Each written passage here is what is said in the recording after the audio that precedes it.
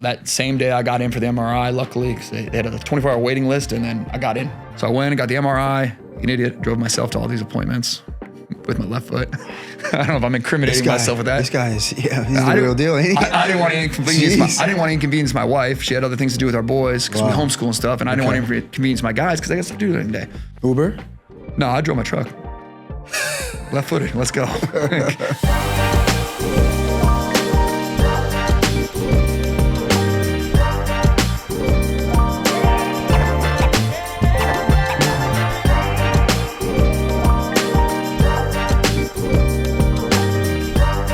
First thing in the morning, but I try to take care of myself as much as I can. My wife eats extremely healthy. She's a good guidance for me. And then I'm in the gym. I was in the gym this morning for an hour and a half, chest and tri day. Yeah, I probably could give you 30, 34, 33. Yes. I mean, I'm not gonna fit out the door now. My ego's not fitting out the door now. Seriously though. Every day. I'm every day. I saw it. Like since I tore my Achilles, I haven't been able to do anything. I was just approved to start cycling. So first day, I went around 12 miles. How long ago was it when you tore your Achilles? August 9th. August 9th, the last day of summer camp. So we did the whole summer camp. Yep. So what's that? 10 straight weeks of summer camp. I didn't miss one. I did two camps in Tennessee, camp in Colorado. I did, I was coaching in Kentucky. I was all over the place. And then came back last week of camp, played one-on-one with the kids, messing around last day of camp, having fun. And the tendonitis swelled up a little bit and in my Achilles. And I was like, man, probably should take a day off. My wife said, don't play, come home and rest. We were actually going to throw a huge barbecue for all of our coaches the next day at the house. I said, I'm going to play one game. I went down, got to stop, hit a three. I hit another three. I started talking junk like I always do. Yeah. Actually, one of the dads of Eric Cruz was guarding me. Oh, okay. And I was just having fun. The attorney. Yeah, I was having fun lighting him up. And I came off a screen. I thought he had kicked me. I thought he had kicked me in the back of the leg. And then I was like, man, that felt more like a gunshot in the back of the foot. And not that I've been shot or anything, but that's the only way I can describe it. And I went to take another step and I knew it was my Achilles. And that's when I started cursing and hopped 3 times and fell over. And then I just put my foot up on a chair and I said, give me a bag of ice. And I think Caleb broke into the concession stand, got me a bag of ice. And I laid there for a couple minutes and I was like, I got to get out of the gym. I'm kind of bringing the vibe down in the gym. So I had Coach Jason pick me up. I said goodnight to Rob, and he hobbled me to my truck. And one of our coaches, Coach Alyssa, drove me back to my house. Wow. To where I had to confront my wife, who told me not to play that night. She said, I told you so. Yeah, I didn't hear that. I heard, are you okay? And that was all we talked. So, I guess like you said, I was a little bit in the doghouse, but you live, you learn, or in my case, you live, you get hurt, you redo it again. So you're moving around okay now. I see you walking around, Yeah, it's been 60 days though. It's been about 2 months now. It's been about 2 months. I'm about 4 weeks ahead of recovery time. The day I tore it, so I had made fun of Coach Ryan, who's our director of Orlando, and I was making fun of him because he ran his first half in Miami, and he had been training for it for months, but he didn't hydrate properly. And he actually hospitalized himself with organ failure. Because he didn't have enough? Because he dehydrated and he didn't finish the race. He got almost to like the last quarter mile and he just dropped and couldn't make it. They had to cut him off. And I'm not the nicest human, I guess, because I just made fun of him for it, right? As a friend, like I'm gonna pick on you. And so I was like, I could do that. And then so I got hurt and I said, what do I gotta do? And I know he's training for his next half. And I was like, I'm gonna run a half marathon. And I found one, there's the Gasparilla one, February 28th. And I was like, that's the one I'm gonna run. You're gonna run it? I'm gonna run it. And then I was like, even with this injury and everything. So I did that August 9th. August 9th, I sat on my couch and looked up marathons to run. Wow. And I picked that one because I Googling, Dr. Google. And I said, okay, how long does Achilles tear take? Full rupture, partial rupture, whatever it is. And I was like, okay, it's 9 months. Okay, it's about 8 months away. I'll run it. But most people train for 6 months for marathon before they even do that, yeah. I'm just going to go out and run it. Half marathon, that's actually what, 13 miles? 13 miles, yeah. 13.1? Yeah. We don't want to count that 0.1 out. Ryan didn't finish that 0.1. But so I said, I'm going to run it. And then, so that was Friday. Saturday, we were supposed to have a party. I texted everybody that night. Of course. And I think the worst part about it was. So hold on, did you go to the hospital and get a surgery or anything? No. No? So that Friday night, I went home and I was like, you're going to the hospital. I was like, So Alyssa, who no hospital, no surgery? It gets better. So Alyssa, who was driving me home, goes, I'm taking you to the hospital. I say, if you go to the hospital, I'm gonna curse you out. Like, no, take me to the hospital. I'm not paying an ER visit for them to tell me you tore your Achilles. You got to see a specialist on Monday anyway. Okay. I'll go to the doctor Monday. Right. Okay. So Saturday, I mean, it's swelled up. I can't move. I can't put any weight on it. I'm like, well, let's put in a bucket of ice. So I just pulled out this cooler, put a bucket of ice in it, and I iced it all day. And, just iced it, sat and watched college football, iced it, didn't do anything. And then I had 4 hours of training on Sunday. So I went to the gym. Stop tennis it. shoes, trained for 4 hours. And I got a picture of my calf. Are you serious? With a torn Achilles? Achilles, and it is. I mean, it was disgusting. I couldn't step on it. I could barely move. We're gonna need pictures of that for this video. I literally, I had crutches for the first 2 minutes. I just threw them to the side. I can't do this on crutches. Give me the ball. Let's go. And I look at it like this. So that tells you a lot about this guy, though. I look at it like this. It's a simple fact, right? I got hurt. That kid's dream didn't die. That kid's training session shouldn't be affected because I did something stupid. Like, and that's the way I think. That's what I think of basketball. Like, if I don't make it home today, my family should be okay because we have a good community around us. The basketball players should be okay because I have great coaches around me. It's not about me. Right. Like, TNBA is never going to be about. That's why it's not Jack's basketball. Right. It's not about me. If I'm not here tomorrow, that kid's dream still goes on and he's going to need something to fulfill it. That's why, for me, it's about empowering my coaches. Like, anybody who works with me, because they don't work for me, we work together. Right. And if we work together, we're going to make more things happen. So, but I had 4 hours of training booked and I was about to call them and say, hey, you don't get a workout today because I hurt myself on Friday. Right. So I hobbled through the workout. They were gracious enough to say, coach is an idiot, and we're gonna watch him hobble through this workout. But they got in, they got their work done, and Monday morning I went to see a specialist at the orthopedic clinic, and they gave me 2 pieces of advice. They said, number one, so they were doing a thing called the Thompson test, is where they lay you flat on a table, they squeeze your calf muscle real hard, and your foot flexes. That shows your Achilles tendon is still attached and working, right? If you do it, it's really easy to do. I laid down. They palpated it, which didn't feel good, didn't tickle. And then they said, all right, lay down. I'm like, oh, you can do the Thompson test. Like, yep. And they squeezed my left calf, and of course my foot perfectly moving. No problem. And then they start palpating my right one, and I'm not flinching at all. And then they do the Thompson. I can feel them do the Thompson. I can see them squeezing my calf, right? And I'm just praying that my foot's wiggling. I can't tell if it is or not. No. And the doctor said, well, I got good news and bad news. She said, the good news is, she goes, you got a great pain tolerance, because she stuck her finger right where it tore, and I didn't flinch. Oh. She goes, did that hurt? And I was like, yeah, I guess. Yeah, it didn't feel good. A little bit, right? She goes, the bad news is nothing's working back there. Like, I can't get anything to move. There's no reaction. And I was like, all right. So she's like, you need to get MRI, and then you need to see a surgeon. So that same day I got in for the MRI, luckily, because they had a 24-hour waiting list, and then I got in. Literally, I was walking out like, I got to wait 24 hours for this. And then they called me while I was getting in the elevator. Like, we had an opening at 1. I was like, I'll be there. So I went and got the MRI. Like an idiot, drove myself to all these appointments with my left foot. I don't know if I'm incriminating myself with that. This guy is, he's the real deal, ain't he? I didn't want to inconvenience my wife. She had other things to do with our boys because we homeschool and stuff, and I didn't want to inconvenience my guys because I got stuff to do during the day. So I drove myself around, got myself to the appointments. Uber? No, I drove my truck.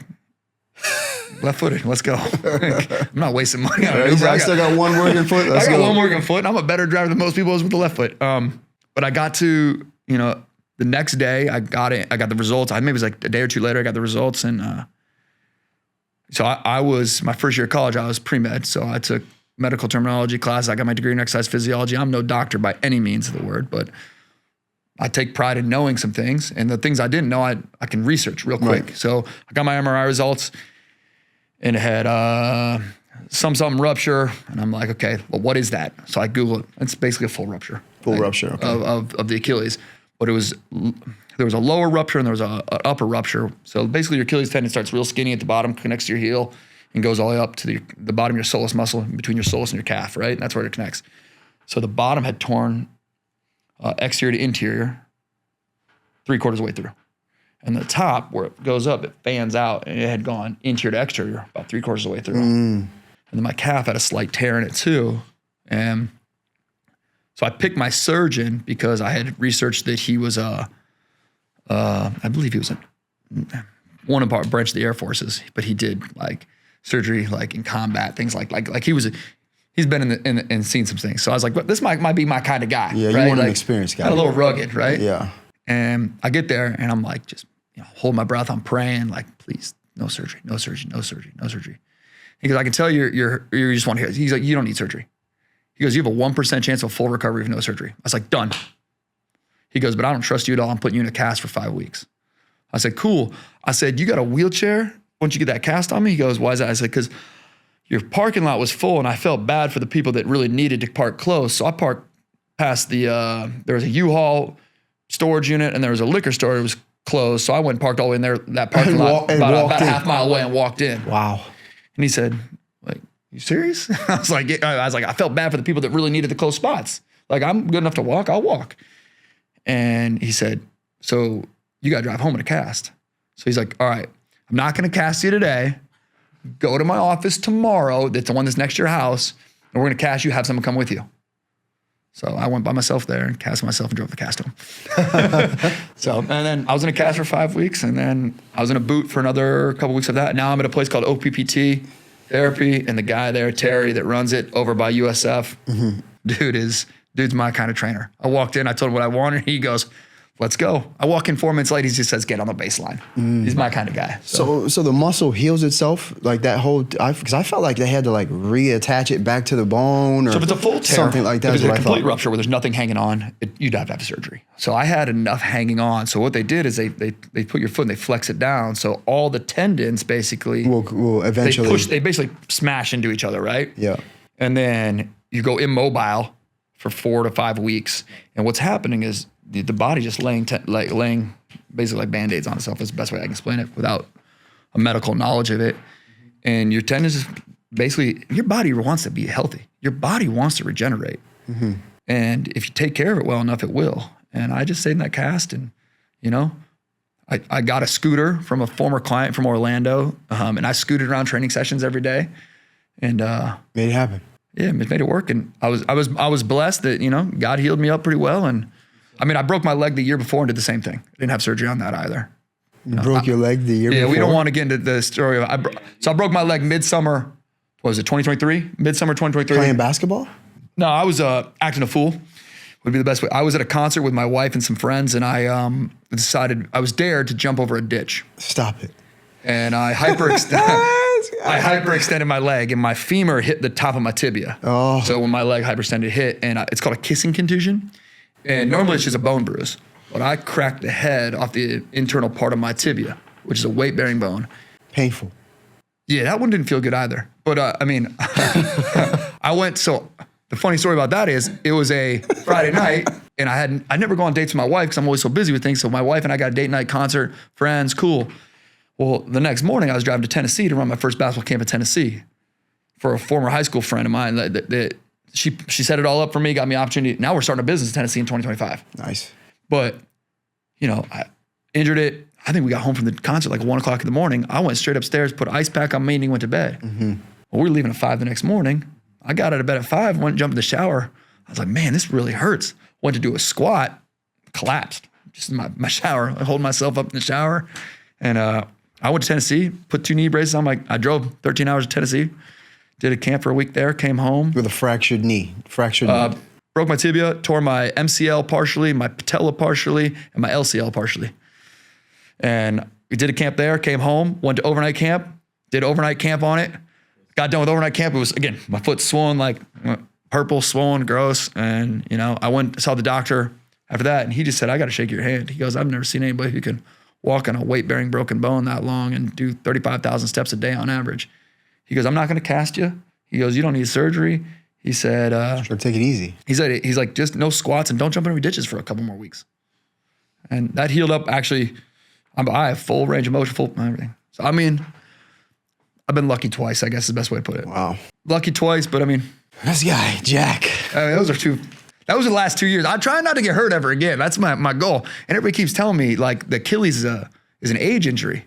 And if you really want to fight, you can call me old. Because I believe it's a usage injury. I've used my body. And I know some 45-year-olds, some 50-year-olds that never had broke a bone in their lives. Yeah. They also live a really cush life. I don't think I've broken anything either. I think, I've torn some, I fractured my toe. I'm sorry. in college? I've been out. I try to get out and do some things. I mean, I'm not the safest. I was the same as you. I didn't tell nobody, though, because I didn't want to lose my minutes. I was a freshman in college at that time. See? I was like, I'm not coming out the game. I'm not telling anybody. I don't want. I've broken so many bones. I broke my arm in college, going for a backdoor alley-oop dunk when I had no business dunking, in a practice, 2 hours before a game, before a playoff game in my freshman year of college. Yeah. So let me ask you a couple questions about that. So your basketball career started where? Like, where are you from? Man, I'm from everywhere. So I was born in Detroit, raised in Colorado in a small town outside of Aspen. The town I actually grew up in is called Elgibel, but this place where I went to school is called Basalt. I mean, if you've ever been to the Roaring Fork Valley. Basalt, Colorado. Okay. If you've ever been to the Roaring Fork Valley, everybody knows those places. It's famous for trout fishing and skiing. Okay. So like, I grew up how'd you get into basketball? So I grew up a skier, snowboarder, and then a guy named Rodney moved in 2 doors down from me and my brother, and he was my brother's age. He's 2 years older than me, and he was a big sports guy: football, basketball, baseball, any team sport he played it. I was big into snow sports, individual athletics, rollerblading, biking, snowboarding, those kind of things. I was just what we did. X game type stuff. Yeah, but I played every sport growing up. Yeah. But I got into basketball and I just loved it. I just the game spoke to me. It was a haven. I loved every minute of it. So I started playing. Okay. Never looked back. What was the high school you went to? I went to Basalt High School. Basalt High School. Okay. Yep. Played 4 years there, or? So I went all 4 years. Yeah, back in our day, we didn't transfer. There was no transfers. You were picking the best coach. There was competition. Like, and this, I guess, this is kind of a segue of why I don't really jive with how the high school scene works now, because everybody's chasing the best player at the youngest age and recruiting them to get to their school, rather than people just trying to be the best they can be. Right. I would get into an argument with anybody that says, I call it the LeBron effect. I'm moving teams to join up to win rather than being the Jordan effect. I don't like you on the court, kind of thing. And so, like me back in the day, we had our rival high schools, and I went to Basalt.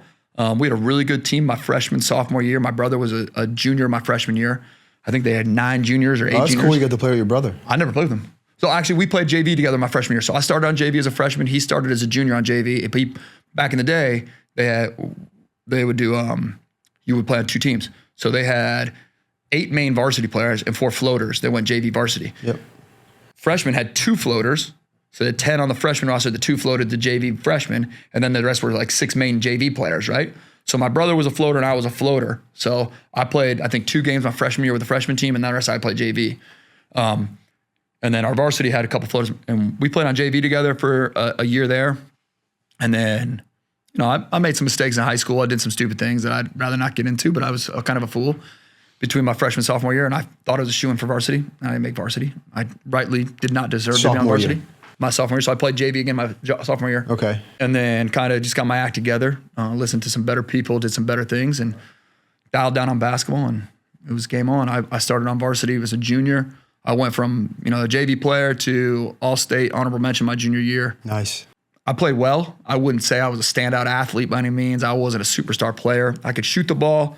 I was just really competitive. I didn't like to lose. Right. I would do what it took to win without cheating. And if it was just go and get 20 boards, cool. I don't care if it's a stat line. The only stat that mattered to me was we had more points than you at the end of the game. Right. And my senior year, kind of the same. We were better my junior, my senior year. My senior year, we weren't a very good team on the record, right? Like record-wise, we didn't win as many games, but I was honored as one of the top shooters in the state. I ended up to go state 3-point shootout. I ended up losing. I got second place in state 3-point shootout my senior year. And then I got a couple offers to play college basketball. Most were Division IIIs in the Midwest, but I had a JUCO, Otero Junior College, that took a tryout on me, and I went there. Nice. Redshirted. It was a long road of redshirt year. I mean, anybody who's redshirted at JUCO understands how much work that takes. But then transferred. The assistant coach there got a head coach at McCook Community College in Nebraska, same conference, Division I JUCO, Region 9, and I transferred them. Ty Orton, he was like a mentor, father figure in a way. One of those great coaches. It's just he gets people, he gets relationships, he understands the game is a vehicle. It's not the end game. It's just a vehicle, and you can utilize that and maximize that. That's good. And he taught me a lot, and so I didn't like the head coach I was playing for at the time, or was redshirting under, so respectfully opted out of going back my freshman year there and transferred to McCook. After my redshirt freshman year, that's when I broke my wrist dunking, trying to dunk, I guess. Was going to go. I had a couple NAI schools, Midwestern schools, and I didn't want to leave after 1 year of him starting a program. And I had another year of JUCO left for me, so I didn't need it academically, but I said, well, I'll get 2 associate degrees. So I went back and I think I graduated JUCO with like 120 credits. All right. Like I think bachelor's degree almost. I think you need like 60 to get out of JUCO. And I was like, I came from like, if you're going to give me something, I'm going to take it. Right. So they're like, hey, a full road is 15 hours, something like that, 15 credit hours. I said, well, can I take that class, that class? I took 21 credit hours a semester. Wow. Like, why not? It's free, right? I did that. Plus I did work study. Plus I was a full-time college athlete. And so now when people tell me they don't have time for something, I don't understand it. Right, yeah. Like making excuses. I mean, I maintained a 3.5 GPA, something like that, all through JUCO. And then I had my bad accident. I unfortunately was mountain biking with my brother in the summer. And I went over my handlebars, coming down a mountain, Snowmass Mountain in Colorado, and chipped my fifth cervical vertebrae, collarbone in 2 spots, dislocated my shoulder, my shooting arm. And I was literally sitting on a couple scholarships right at home, weighing out the options. My brother goes to school. This one, California, could be cool. This is the highest level. Probably not going to go there. I had a couple options. And I remember going home that day, picking up the phone. I'm ready to sign, but I'm not going to be available to this day because I just had this accident. Wow. Going number 2, going. I watched all 5 walk away. Yeah. And from there, kind of went to a spiral. Wow. For about 3 days, just having that pity party. And at the bottom of that pity party, I pulled out a exercise bike, sitting in my house in Colorado and pedaling the pedals, and phone picked up, and it was Lake Erie College. They were Division III school in the AMCC, Allegheny Mountain Collegiate Conference, and coach by the name of Brian Berg, who was a graduate assistant there. He was going all through JUCOs looking for players because they were going D2. And he needed some people to brush the roster, and he needed academic guys too, and I had a good academic standing. And long story short, he got a lot of money academic side for me to get to there for a year before they went up and do an independent conference. And yeah. Nice. I mean, Berg's, he's another one of those phenomenal coaches, right? So I moved to Cleveland, right? Played at Lake Erie College, played well there. I great teammates, played under the late Jim Dolan my first year. He ended up retiring after my junior year, to where he brought in a guy named Cliff Hunt, who was like one of the all high school guys of Ohio, right? He won state championships. He was just a all-time Ohio high school coach. And he came in my senior year. And great guy, great coach, and one of those mentors, just the people you would hope to get to coach you in the game of basketball. And he brought his son in, Chad, who played at Gannon Division II school, was one of my teammates. And we had a really good team. We ended up winning our conference, had a great senior year, great campaign out of it, a lot of good memories. Nice. And the funny thing about that is my partner now in TMBA, Shane Kleiner-Mensky. So I own the business now with Shane and Steve. Shane owned the company beforehand with a guy named Mike Hines. Steve and I bought out Mike in 2015. But Shane's high school coach was Coach Hunt, my coach there. Wow. And so Coach Hunt introduced me to Shane, and I guess the rest is history. I had options to do other things after college. I wasn't ever planning on doing basketball. Funny thing, my senior year, my last game, it's over. Everyone's in the locker room, people are crying, they're upset. I was like, why are y'all sad? Like, I'm just so happy that I made it through. Right. Like all the injuries, all the stuff. We made it. Like I'm not, like, what's the next chapter? I've been studying for 5 years in college. What'd you graduate with? Exercise physiology. So I have a bachelor in biology with a focus in exercise physiology. Okay. And then I went and got my ACSM. What's that? American Council of Sports Medicine. Sports medicine, okay. And then I went and got my ACE certification for personal training. And then I went for a couple other certificates. And then, because I was going to be a sports performance coach. That's what I really wanted to do. Yep. And then I got into the field and hated it. So how'd you get into what we know you as? The basketball idiot? TMBA, yeah. Yeah, how'd you get into this? So TMBA had a guy named Steve Fleming who ended up leaving TMBA to go coach Hiram University, and they needed to fill his shoes. And that's the year I was graduating.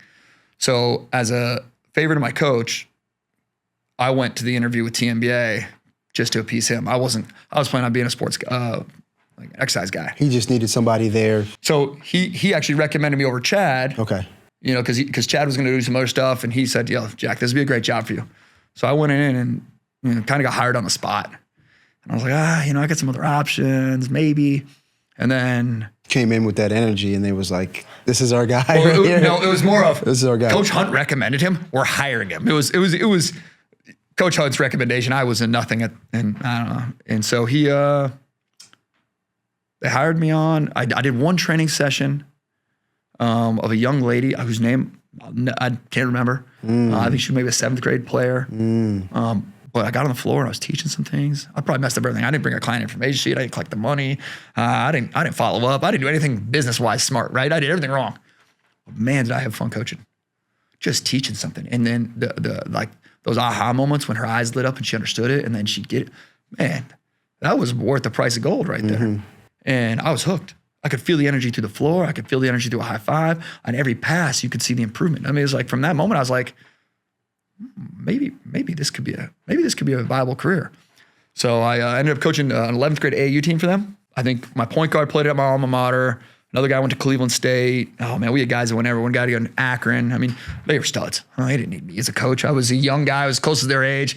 I think they just kind of put me there because no one else wanted this group. Good kids.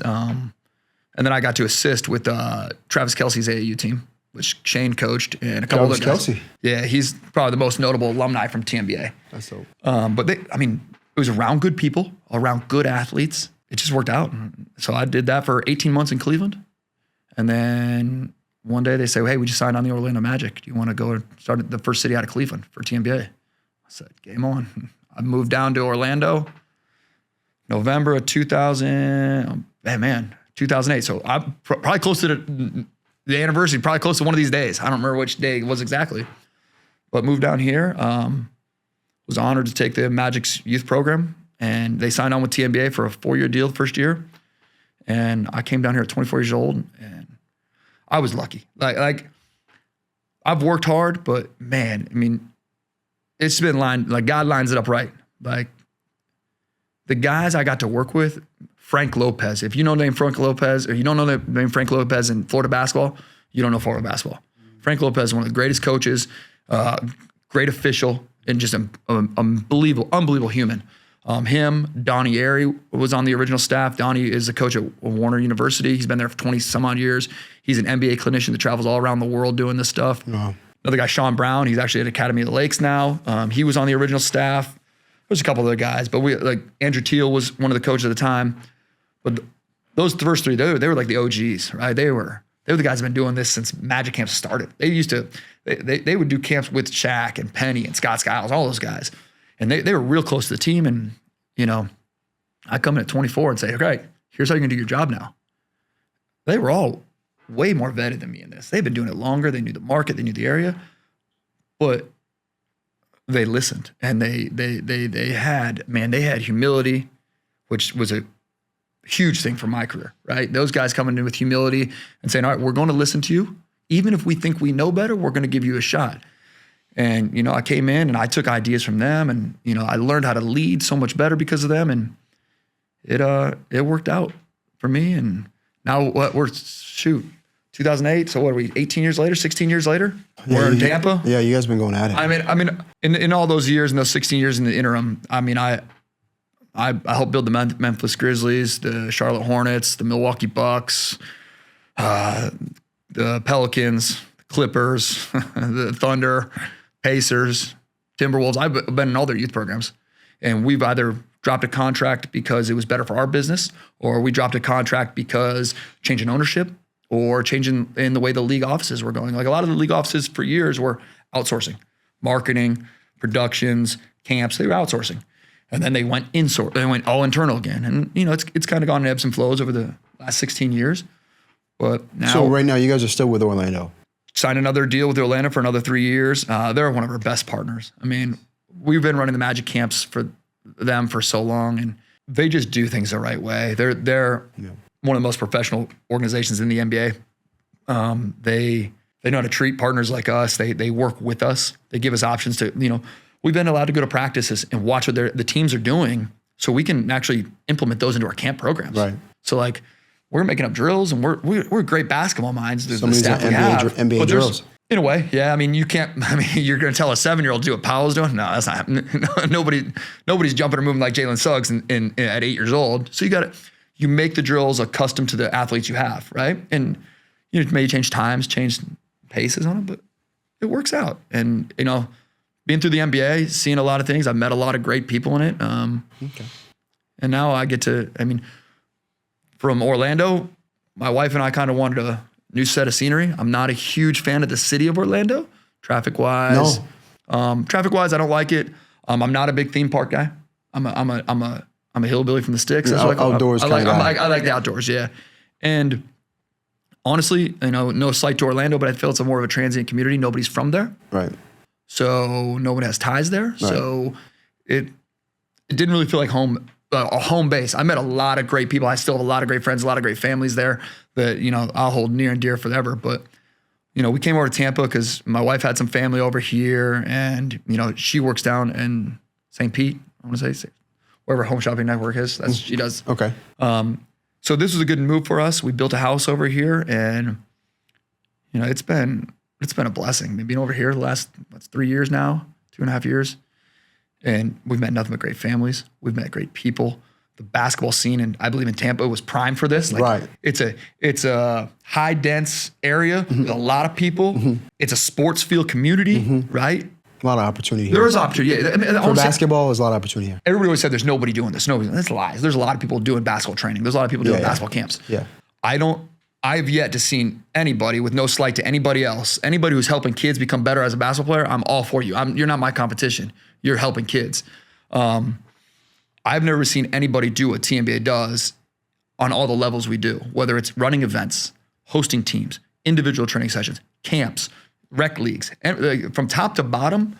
I haven't seen. I mean, are there better people in some of the facets? Yeah, but I don't think there's anybody that does what we do at the level we do it at the size we do it at. I don't see that. And I take a lot of pride in that. I take a lot of pride in who works for us, you know, like Coach Rob, Coach Caleb. These are guys that I would trust with my own kid and their development of basketball and as a human being. So, you know, coming to market, it needed more basketball. I wouldn't say bad basketball, but it needed more, and the more that was there, and it worked. And we've been blessed to be in the market, and we've been honored by the people we've met, and like an opportunity like this.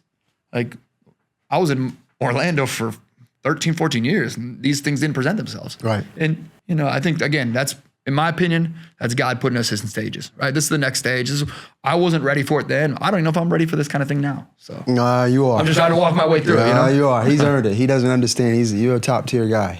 You are for sure. I appreciate it. I mean, you are. I feel, you know, to be able to manage and do what you've done, coming from Cleveland, you went from Cleveland to Orlando, now you're in Tampa, and I know you got some other ties, other places as well. I'm going to open up Nashville, Tennessee, 2025. I actually fly up there next week to, you know, lay some more groundwork. We've already done 2 camps there, but I find it, you know, as a leader in business or a leader in anything, it's not.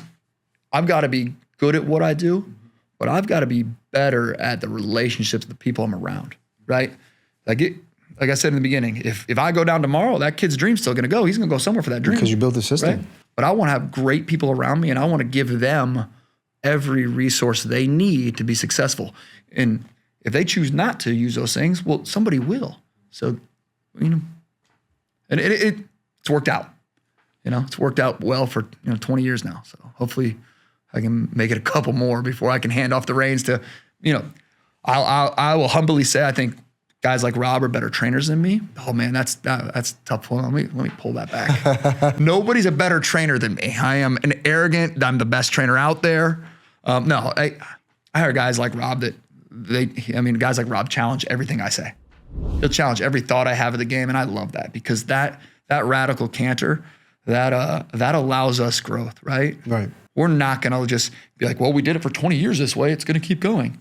Like things are gonna change. Like, what's your thought on this? How do we blend them together? And guys like him do a really good job of pushing me to that next level of leadership. So how many markets do you own currently right now? So we are in 7 U.S. cities. So Cleveland is split into 2, Cleveland East, Cleveland West, because it's our original and it's the largest. Gotcha. Right? Milwaukee, which is all the greater Milwaukee, and it's associated with the Bucks. Indianapolis, which is associated with the Pacers and the Fever. We run both their youth programs, which is great because of, the WNBA effect and the Caitlin Clark effect. That helps our business up there a little bit. And then Houston, the greater Houston market, and then Orlando, Tampa. And then we just opened up Columbus in October. It's our newest branch. Steve Vega, one of our partners, he branched out there and opened that one up, and I'll be opening Tennessee, Nashville, 2025 as it comes on. So out of all the branches, out of all the areas, which one's your favorite? Oh, man. Which one has the most potential? Every one, I think, has equal potential. It's all based on the staff that's there. Got you. I mean, you look at any market, there's kids that want to learn basketball. There's, high economic impact areas that can afford the game. Mm-hmm. There's definitely scholarship opportunities for the people that can't afford the game. In every market, I think it's drastically the same.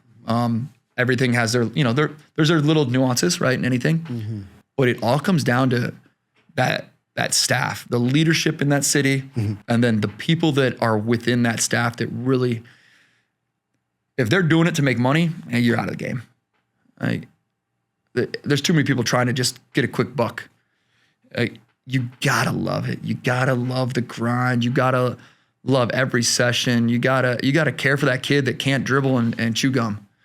And you got to care for them just as much as that kid that's 6'5" in the 7th grade dunking on everybody's head and everybody wants to videotape them and put them all over social media and you got to care about each one of them equally, mm-hmm. right?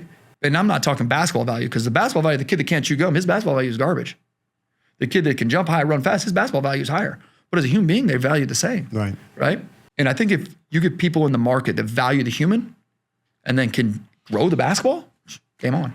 So hard answer to say which one's the most potential. My favorite market by far, Colorado. I like to go home and do my passion project. Colorado? I run one camp in Colorado. I was sure he was going to say Tampa. I run one camp in Colorado every year. Man, I love and it's personal, right? I get to go home and see my dad. Right. I get to see my buddies I grew up in high school with. Right. And I get to coach their kids. Right.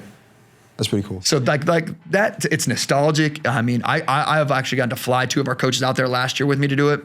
And they're like, can we come back next year? Like, they love it.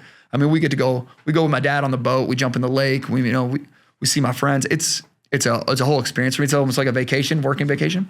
But I mean, I love Tampa. I mean, I love it here right now. I love the people we've met. I love the families that are in our program. Mm-hmm. Man, I can't say enough about them. I would say it is hard pressed to find a bad apple within our program of a family. There are people that don't agree with what we do. They played for us and they're like, man, it doesn't jive. We would rather do that. Yeah, I'm cool with that. There hasn't been too many people that are just, they're bad eggs. I don't see it. So year 1, you had roughly 100 or so kids for Tampa, and then year 2, that room was packed. That gym was packed. There was at least a couple hundred, 200, 300. So I'm expecting similar numbers or maybe even a little bit more this upcoming year.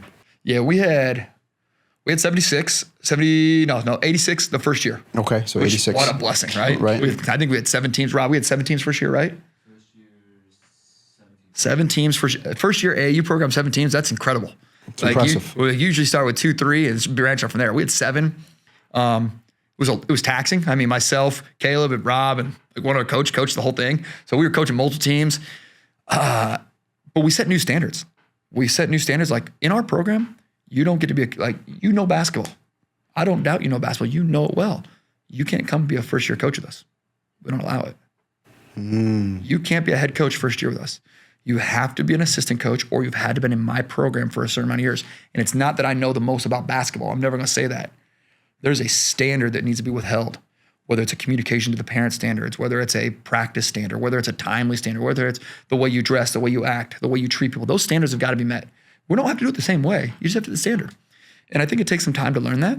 And it helps our coaches learn from each other, and it builds all of our program. So we've done that, and it's worked out real well. Some people have not wanted to join us because they can't coach their first year. What do you mean I can't be a head coach? I've head coached this and this and this. I respect that. You may know more in basketball, but this is our standard for our program, because we don't want to build it we don't want a top tier team for 1 year. We want a place for people to go to learn and achieve that goal, whatever it is, whether it's to play in college or the professional ranks.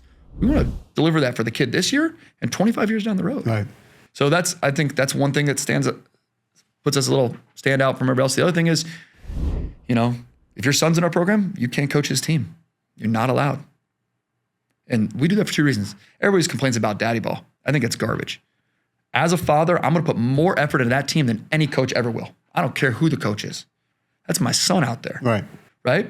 But I also know as a dad myself, I do have a bias. And anybody tells you otherwise is lying. I want better for my son than any other kid. Right. Of course. My son will come first and everybody else will come second. Not that I'm going to short anybody, Right. but I want that opportunity for my son first. Of course, yeah. If you don't, I think you're not really being a good father. Bronny James. Yeah. Yeah, I mean, yeah, right? You want the best for your kid. Right. Don't get me on. Don't send me down that one. That'll get ugly. Yeah, I don't know if we're gonna agree with that one. I don't necessarily agree with that there. Right. But yeah, I don't know if you want. I don't agree with that one there either. But yeah. But I will say, we don't want you to coach your son. We want you to enjoy your son's playing. Mm-hmm. So you know what? Coaching our program, you can be the 4th grade team coach. Your kid's on 7th grade team. Guess what? You get free entry into all the tournaments because you're coaching with us. Right. But you get to watch your son do what he loves to do. And you should love to watch that. And I think, go to your next AAU tournament, go to your next rec league game. How many parents you see like this and like this? How many are smiling? You are watching the person you love the most do what they love the most. Right. You should enjoy every minute of that. You shouldn't be angry at anybody. As long as your kid is safe, as long as your kid is learning, what's the point of the anger? Like, you might not like the call. I don't like any call that goes against my team. Right. I definitely don't like any call that goes against my son. Right. But I also know that my team's not perfect. My son's not perfect. He's going to make mistakes. He's going to travel. Right. He's going to foul. He's going to miss a layup. So we don't want, for that reason, we don't want the parent coaching their child in the program. No, that's good. That makes sense. I mean, we do have one dad in our program. He doesn't coach his kid. And he's been great about it. You know, we have a mom in our program. She doesn't coach her kid. It's good. Again, no slight to their coaching abilities, but they're in our program for a reason. They know how to coach. Right.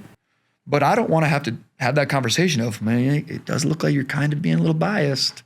Like, I'm sorry. Like, we just don't need it. So that type of stuff comes from experience, though. Yeah. I know you've been doing this for so long that you probably have had these types of experiences before. Yeah, I mean, and there are times you need a fill-in coach. And again, I'm not going to, everyone wants to argue no more daddy ball.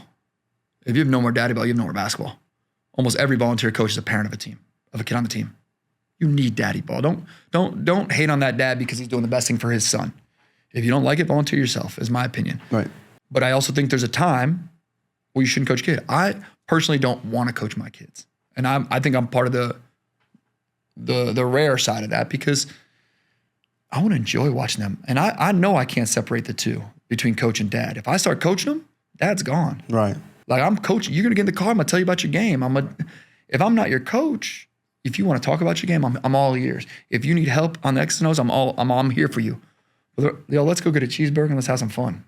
Like, again, it's more the holistic side, I guess. It's funny you can say that because I've had that issue with me coaching. Right. Because I actually coached Miles all the way up from 3.5 years old all the way up until I think you started coaching him, really. You did a hell of a job, so I mean, he ain't a bad ball player. Yeah, So I just need him to grow a little bit, and we'll be all good there. But okay, so you had about 86 year one. Year two, you guys went to 160, something like that. Okay. I mean, it was a phenomenal boost. I think, let's be honest. I was gone. I wasn't even here for it. That's why the staff is so important. It was my wife's 40th birthday, and I was in Italy. Wow. I was blessed enough to take my wife to Italy. I was actually coaching over there, and she flew over and met me. And I think it ran well, and there were so many kids because I wasn't there. Let's be honest. They did a better job without me. This year, we're hoping for a great turnout. We're hoping, I'd love to see, realistically, I'd love to see 80% return rate. Yep. And not that everyone say 100% return rate. It's impossible. Kids start going to other sports. Yeah. You might have an 8th grader who is going to his 9th grade year and he's a great football player, but he was a good AU player, but he's starting varsity for a high-level high school team, maybe as a freshman, as a running back, something like that. Yo. Go do that. Have fun. We're going to support you all the way through high school. We're blessed to have you in our program, but now we're here for you when you need us. Right. So I'm okay with about a 20% drop-off rate. Some people might not be able to come back due to a move. Maybe they moved and it's too far of a drive for practice and whatnot. Right. I'm cool with that. Maybe they don't like our coaching style. And again, I'm not going to say that, we're for everybody, but what I will say with our program is we're going to do every single thing in our power to help every single player get better while they're under our umbrella. we're not going to quit on a kid. And I mean, I've had kids that played for me first year that left for whatever reason. I still text their parents every year at the beginning of school year, making sure school starts well. When I tell you I care about a kid, I care about a kid. I don't care what jersey they put on. Do I want them all in TNBA jerseys? 100%. Do I want 100 teams wearing TNBA jerseys? Of course. Playing for our coaches every single second, every single day. But more than that, I want what's good for that kid. And so again, I hope we get to about 200. Our goal was 200 this year at tryouts. Our goal is to get to 16 teams this year. I think there's a level of growth that goes too fast where you can't control the quality of it anymore. And then you got to start sacrificing some of your morals for bringing on coaches, things like that. And I don't want to do that. I mean, business-wise, people I would think would say I'm foolish for turning away the revenue. But if you're doing things the right way, we've cut kids that have stayed in our program on the training side because it was the right thing to do for them. They weren't quite ready for travel basketball, and now they are. And we're hoping they come up for tryouts this year. And like we've been pounding the pavement pretty hard, talking to coaches, social media, e-blast, things like that, trying to get the marketing word out. Coming in here. I mean, anything we can do to help parents. Okay, I'm a dad too, right? And my son may have an interest in something I don't know about. Well, I've got to start researching it. So the more it's out there, the easier it is for me to find, the better the better it's going to be for my son. Right. So I understand that marketing side. I don't understand the marketing side of I want people in my business. Right. I do the marketing side of if somebody's interested in this, I don't want them to miss out on the opportunity, period. And I think this is a good way to, this is the newest way, and things I'm not good at, which is like social media game. That's why I have a guy like Rob. Rob's good at the social media game. He's good at the podcast game. It's a younger generation. Yeah, us old souls. I'm you. older than you, so a little bit. I'm that old soul that says, I don't know about this. But again, any way I can help a kid, if it takes me doing this to help a kid, so I'm all for it. Any final advice for young kids looking for a program in the Tampa Bay area? Play for the love. Don't have an end game. Don't play because they're going to get you a scholarship. Don't go because they get the nicest jerseys. Don't go because they get this practice facility. Don't go because your best friend's there. Play for the love of it. And wherever you go, whatever program it is, you selflessly give to your teammates. Like, I guess that's my best advice. You want to be successful in the game of basketball? Be selfless, 100% selfless. You show up to practice and practice for the guy next to you or the girl next to you. You commit to a team, commit unconditionally. If practice time changes, you show up at the new time. If the location changes, you get your butt there. Like, be unconditional about it. You're not getting a minute, don't quit. Work harder. Unconditionally give up for your teammates. If that's the best advice I can give to any young athlete now. I think there's too many kids quitting too early. They're changing because conditions change. I'm not saying stay in a bad situation ever, right? If there's a truly toxic, detrimental situation, you need to get out of it. But adversity is good. If you're the last player on a bench, find your way off it. Work your way off it. If you're your best player on the floor, double down because someone's coming for that. But if you're that best player on the floor, look out for that last guy on the bench. And if you're the last guy on the bench, look out for that first guy on the floor. And the more you play for your teammate, not with your teammate, you're going to find success. And I guarantee it. There's not a coach in America that's not going to recruit the kid who's got skills and athletic ability that selflessly gives up everything for his teammates or her teammates. And if they do that, that's my advice. You want to be successful? You want people to recruit you? You want people to come after you? You got two options. You be selfless, hardworking, unbelievable skilled player, or grow to 6 feet, 9 inches tall immediately and be an athlete. Like, because those are always getting recruited. Those are only two ways to make it. like the honest truth is, everybody says, only 0.04% make it or 4% make it to the next level, whatever it is. That's if you're 6'1". If you're 7 foot, 90% of you make it. If you're 6'5", 65% of you make it. Like, you can look at those statistics, but the more it's part against you, the more things you got to be able to deliver. But at the end of the day, you can't hide the love, you can't hide the passion, and if people see that, they're gonna want to recruit you. Nobody wants to recruit a kid that's doing it for an end game. They want to do it a kid that they got a kick out of the gym. They want to recruit a kid that's gonna say, "Hey, I'll do an extra 10 push-ups for my teammate right there." That's who they want to recruit because they got to spend the next 4 years with you. They got to give you a $250,000 scholarship, and they got to bank their livelihood on it. So my advice is, selflessly give, unconditionally work, and go, and you'll be fine. Wow. Wow. Impressive. There it is. And that's me in a nutshell. You want to go down that rabbit hole, LeBron, real quick? Because that'll get ugly. You want to put some controversial stuff online and get some real clickbait? We can talk about how LeBron James proved to me that you can build an NBA player now. There's no doubt in my mind. I can take my son and I can make him an NBA player. I guarantee it. I guarantee I can turn Landon Lutzeier into an NBA player. Why do you say that? Because it's possible with enough resource and enough influence. So you don't think Bronny's a good enough player to be in an NBA right now? You're saying that LeBron built, was in the middle of building him. I'm saying if Bronny was my kid, Right. Bronny is my kid. He's given to me at birth. Right. He's not in the NBA. But LeBron got him in the NBA because of his name and his influence and his power. I don't necessarily think Bronny's really even an NBA player. Really, at Partially, this point. I think he. So think about the financial resource on the athletic side that he could put into Bronny's development. Schools you can go to, the training you can get, like the financial resource you can get. That's number one. Number two is the influential influence, and I don't think it's because he said he wanted him there. I think he built him influentially, and here's what I mean by that. Can you imagine if your son was in the locker room of an NBA championship team from the time he's 3 years old to 18? Just the mindset that he would have, the work ethic that would be instilled in him, the people he's hearing from, the people that he's surrounded himself by. Why was Steph Curry so good? His dad's was in the NBA. You're starting to see a crop of players coming up whose fathers were in the NBA or uncles were in the NBA Right. or mothers were in the WNBA. Why? It's not just because they have genetic influence. Don't get me wrong, he's genetically way better off than most kids are going to be.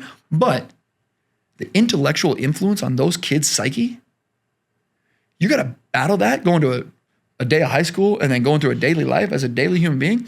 It's a very hard uphill battle. Talk about privilege, the privilege of intellectual influence. Holy cow.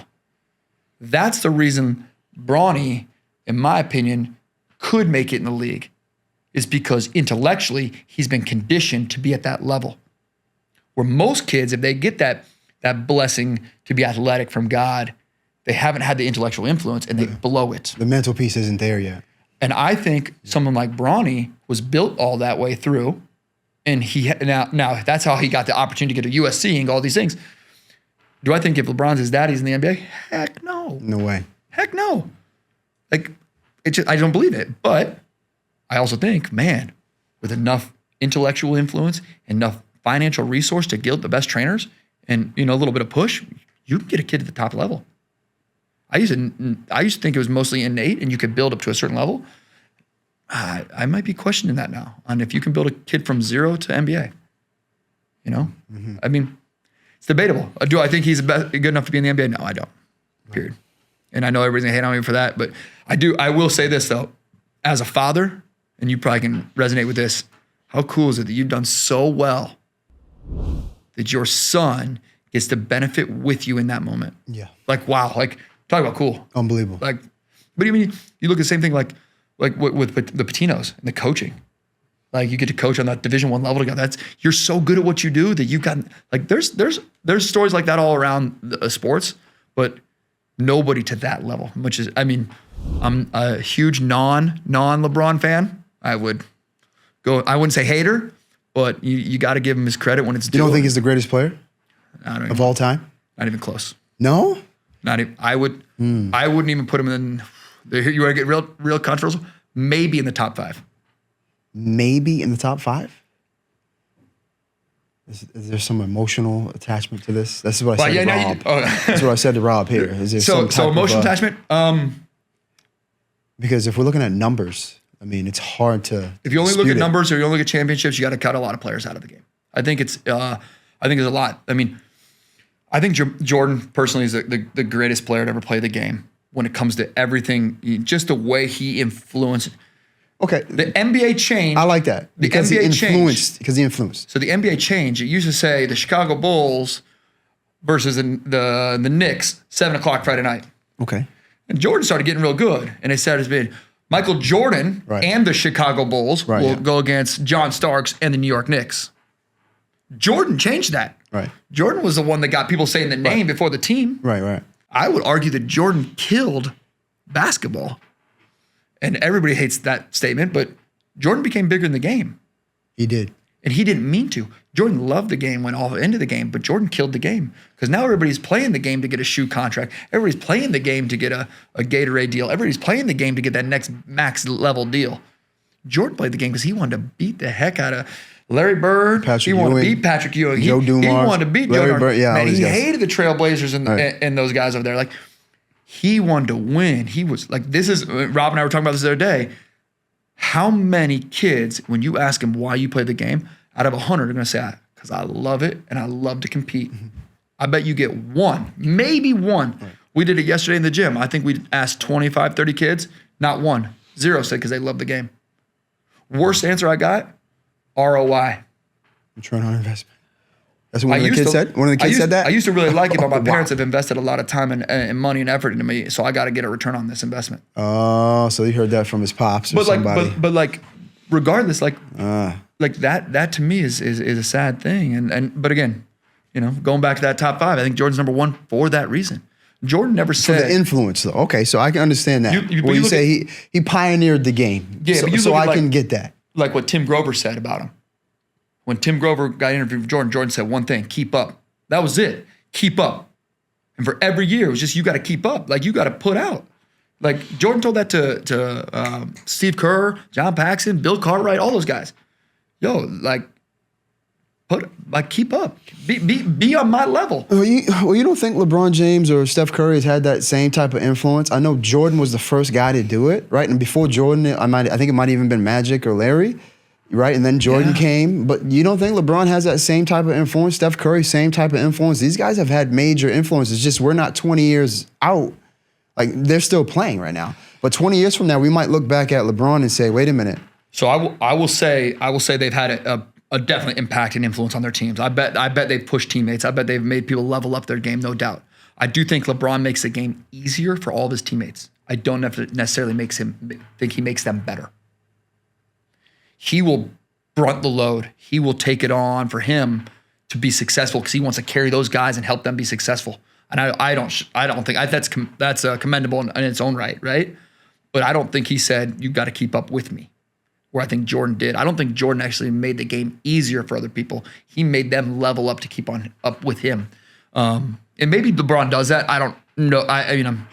Obviously we're not that intimate in all those settings. But you look at guys that leave impact and things like that. I don't think anybody does what Jordan did. I just really.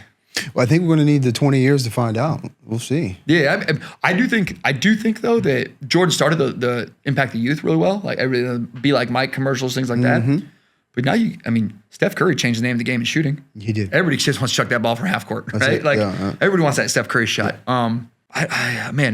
I would be probably getting a lot of trouble to say that LeBron reminds me of a more skill. He's a perfect blend of Karl Malone and Magic Johnson. Big body that's got skills, can pass the ball. Mm-hmm. LeBron's mind on the game is second to none. I think he sees a game extremely well. Mm-hmm. There's a lot of. Don't get me wrong. I'm not hating on LeBron. LeBron has a lot of positives. But think about the way Wilt Chamberlain changed the game. Think about how Shaq changed the game. Mm-hmm. They had to change rules, fouling rules in the league because of Shaq. They had to change Shaq doesn't get the credit that he deserves, though. He arguably is the most, probably one of the best players that's ever played basketball. Yeah. No one gives him the credit because you have to foul. He couldn't shoot his free throws. Yeah, right? Yeah. Everybody has their Achilles heel. Yeah. Right? Even me, obviously. you got one left. I got one left. But everybody has that, right? But I'm biased. My favorite player of all time is John Stockton. John Stockton? Okay. Anybody with my dimensions that can do what he did and do it like an Iron Man to where he hardly ever missed a game. Mm-hmm. Like in a bruising, battering time in the NBA where hard fouls were the norm, right? There were no flagrant one or flagrant one, flagrant twos. They didn't have those. Someone like that when it comes to the game of basketball, he put himself on a map in a place that he didn't belong. Like, to me, that was cool to see, right? So like guys like that, but Steph Curry's the same way. He's an underrated, undersized, guy that he put himself in a place he didn't necessarily belong. Right. And that to me is influential and impactful. But I don't know. I would say, my top 5 would be, Jordan, Chamberlain, Shaq, Bird, and then that fifth spot, man, whoo. There's a million names you could throw in there, right? A million names you could throw. I don't know. Time and place, do you go with Sabonis? What about Kobe? You don't like Kobe? Kobe, oh man, how do you forget about him? I can't believe that slipped. I mean, Kobe could be that fifth one, right?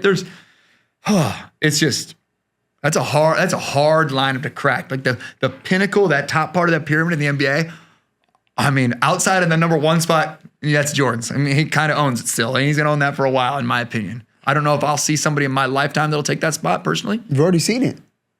You just haven't acknowledged it. Oh, man. It's LeBron. Golly. You've already seen it. Golly. We're watching it right now. He's trying to give me a jump across his table. He's 40 years old. He's still playing. We're going to watch him tonight. I mean. Can you imagine? Can you imagine playing in the NBA right now? 30? 100%. At 6'8" with the resources. 100% I could play in the NBA. At my age, recovering from this on my own, hell yeah, I could play in the NBA. If I was 6'8", athletic with unlimited resource, you better believe it, I'd be in the NBA. There's no doubt. At age 40? At age 40. Unlimited resource in 30? Unlimited resource in a mindset? Heck yeah. I mean, it's definitely possible. I mean, I don't know what LeBron's putting into his body, but financially, right? But I mean, he's got to have the best trainer, the best nutritionist, the best chef. Yeah, he does. Like everybody has their daily burdens, right? I would assume that LeBron's daily burdens aren't as high as most people's. So where he can focus on, man, my biggest worry is making sure this 40-year-old ankle gets the rehab it needs. So I'm going to go to the clinic, and then you know what? I'm going to have the clinic come to me. Because just the wasted time in transit, I could be watching film. So I'm watching film to keep my mind sharp and bringing that clinic to me. That can keep the longevity going. I'll never say he hasn't earned it. He has earned it. He's worked it. I'm not a hater of LeBron in any way. You just don't like him. No, I don't say it. I don't know if I like him or not. I don't know the man.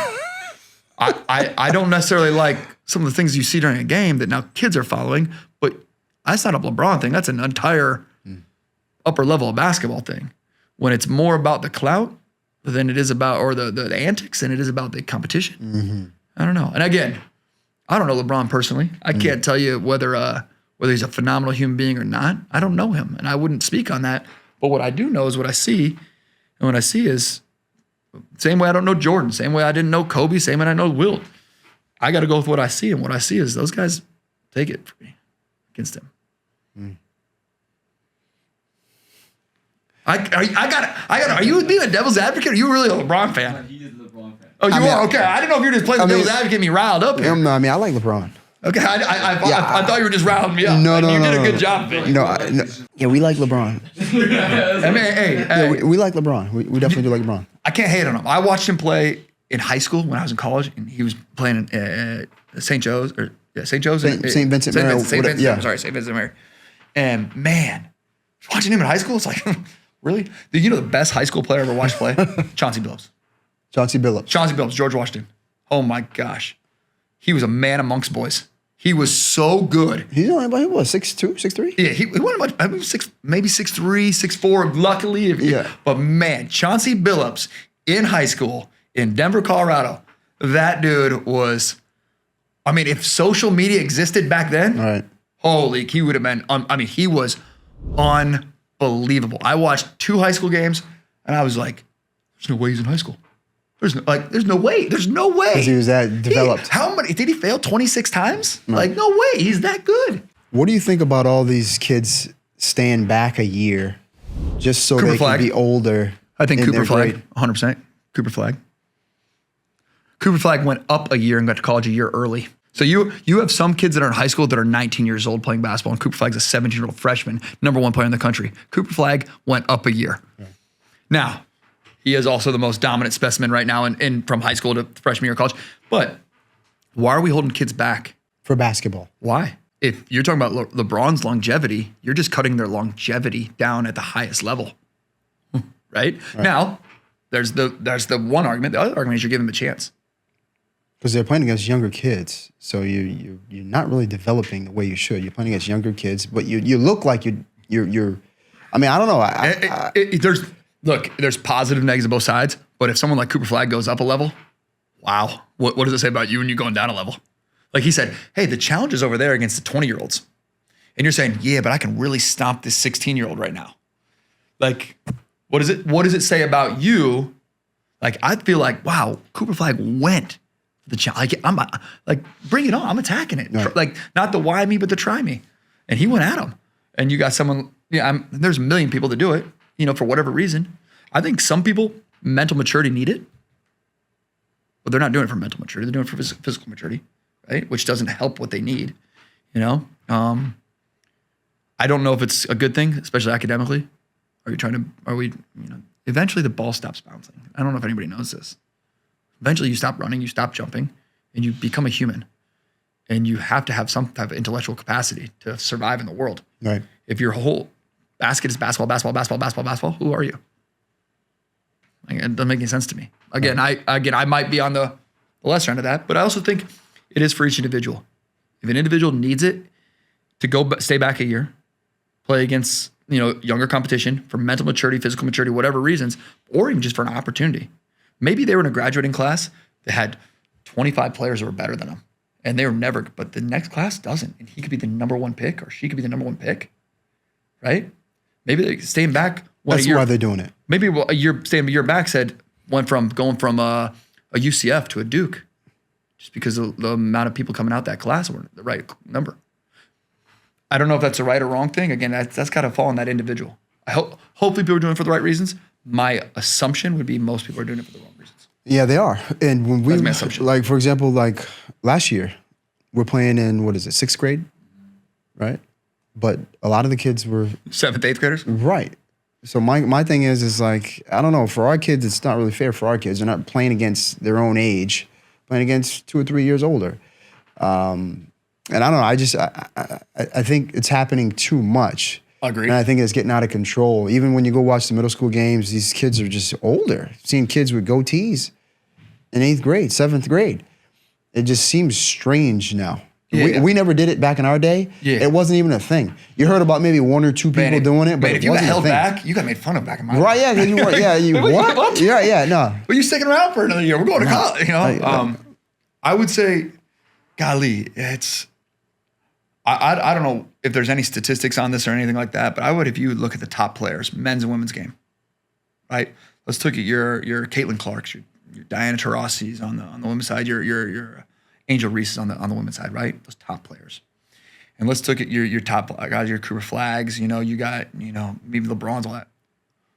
What was their AAU record in 6th grade, 5th grade? What was it? Nobody cares. I bet they lost more games than they won. Probably. And wonder why? I bet they went against tougher competition and they didn't team up with super teams to try to I bet as it goes up, as they went up the years, I bet they got better and I bet they won more. But I bet in the early years, I bet they got beat. And I bet you most of the standouts had a peer or a sibling or a family member that beat the hell out of them. I bet you can go up to, Steph Curry and talk about how he was as a 6th, 7th grader. I bet he's got stories of everybody in his family just trashing him, beating him one-on-one, and I bet there's stories that I didn't want, think about was it Kobe who didn't score a point in the summer league? The first year he played in that, the middle school summer league or what it was, didn't score a single basket. Right. And that adversity built them. And I think a lot of people go that reclassification route and the super team route because they're, I don't say they're afraid of the adversity, but they don't want the adversity. They're not afraid of the competition, but they don't want the adversity of that loss. So how do you bounce back after that loss, right? How do you bounce back after a whole season? Let's say you go a whole AA season, you play 10 tournaments, 40 games, and you lose every single game. You go 0-40. Are you learning how to be a loser in the mind? Are you learning a loser's mindset, or are you fortifying your love for getting better and wanting to win? At 5th grade, does it matter? This is, I guess, a debate on politics. I don't know the right answer. If you lose 40 straight games, does it kill your psyche, or are you starting to does that losing breed more losing? Does that losing put you in a mindset of losing is okay? I don't know. But what happens if you win 40 games? Probably does a little something to your confidence. But what if you win 40 games against garbage? That's a good point. I believe there's a difference in winning and just simply beating a team. If I play against 10-year-olds, I'm going to be higher on the scoreboard. but I'm not winning. I'm beating a lesser opponent. Winning to me means you're getting something out of the competition that's beneficial. A trophy is not beneficial. A trophy is a reward for the success you have. For me to win, you have to gain in the competition. I can lose a game I can get beat by a superior opponent by 30 points, but I can chalk it up to a win because, man, I learned that our press break's not good enough and we got to get better at this. I learned that my shot's not fast enough and I got to get my shot off quicker release. So I need to get back into the lab, get back in the gym and put more reps in. It's going to fortify my want to work harder to go get them. What did they get? They beat us by 30, walked off, didn't care, got right back on the gram. What did they get out of that? They didn't win. They beat an inferior opponent. So like to me, there's got to be that balance, that middle ground. I'm not saying I want to see a team get trounced by 30 points for 40 straight games. I wouldn't want to be on that. I wouldn't want to talk to those parents either. Right. But at the same time, what are we building? And I think that's, again, it's a good way to look at it. I think that's where I think my mindset doesn't jive with a lot of people, because I'd rather take that kick in the teeth and lose by 10, knowing that there's a future, rather than getting that trophy going, okay. Well, you've been doing this long enough to see, your philosophies and the way that you've been training and coaching materialize, because you've been doing this, what you said, 16, 20. 18 years? Right. So 19 years? So Oh man, I'm getting old. So do you have any success stories that you can think of off the top of your head, like guys that made it to college, or, I know we talked about Austin Mills. We talked about some of these guys are successful in their own right, but your philosophies, do you see any fruits of your labor, I guess 18, 20 years later? I'll give you the roundabout answer. I've been to more weddings and funerals. I've been to coached more kids of players that I've had than had players go to prison. Those are the fruits, right? Those are the true fruits of the labor, right? We are seeing kids use the game to become successful in every avenue of life. At the end of the day, that's the best part about it. At the end of the day, I get to see relationships grow. I get to see people's lives become better. That's the fruit of the labor, right? When it comes to the trophies of the game, I call them, kid going to the college, man, there's so many. There's so many kids. I think about my favorite thing when I think about my coaching career is my girls team that got me into the girls side of the game. I mean, the success those girls are, they're all phenomenal people. They're still in my life. They come over for Thanksgiving. They babysat my kids.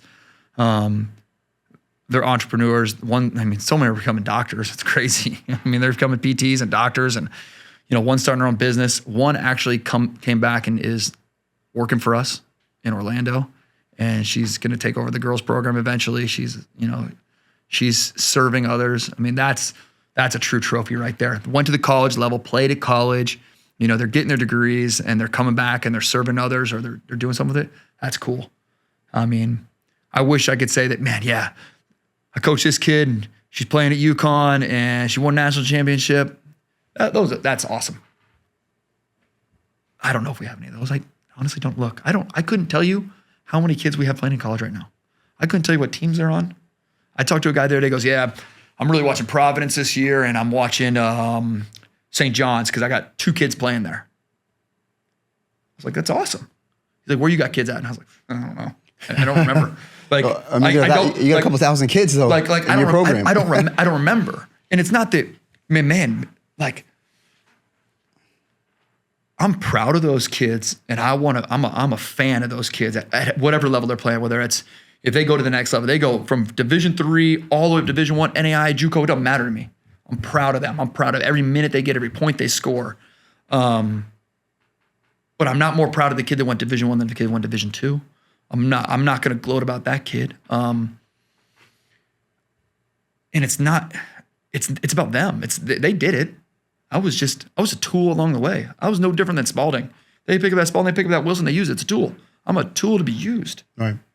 I'm no different than a pair of shoes. If you don't use those shoes, you're not going to get in shape running. Use me as a coach. Utilize my talents and my skills and my knowledge and my connections to get to where you want to become. And I will glorify you and I'll celebrate you every minute of the way. But man, I guess I couldn't think of one. Like outside of that girls team, and that girls team, I mean, I was done coaching.